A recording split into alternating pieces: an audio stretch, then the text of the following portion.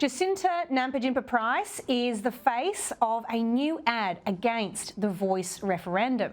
It's really good to see the No campaign getting on its feet, but here is part of it. Constitution is the rule book for governing the country, and they want the rules to change.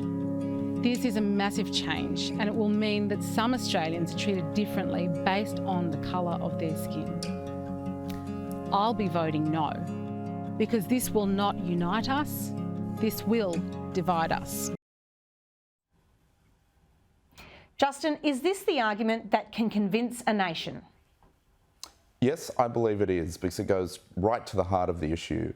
The Prime Minister's political voice to Parliament, as he's proposed it, will divide Australians on the basis of their race in our governing document, the rule book, our Constitution, forever.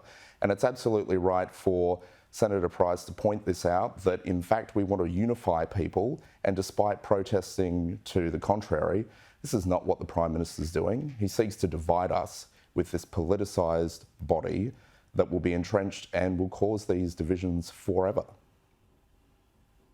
One thing I loved about this ad in another section was that her husband Colin's in it, and he's a migrant.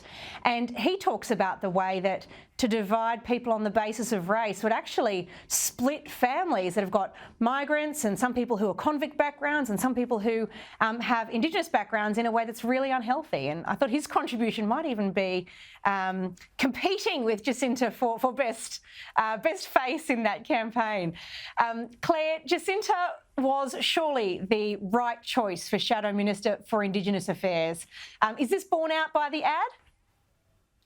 Well, Jacinta is an important voice, and she does highlight an issue regarding how this will impact families. What Labor has done is engage in identity politics rather than listening to Indigenous Australians. And Jacinta has a voice of an Indigenous Australian, and that is one of the people that we really need to listen to. This is what the Coalition historically has a rich past and current history of, starting right back to including Indigenous Australians in the census and up until now. So we really need to make sure that we do listen to these voices, and it's very, very good to see an Indigenous Australian as the Minister for Aboriginal Affairs.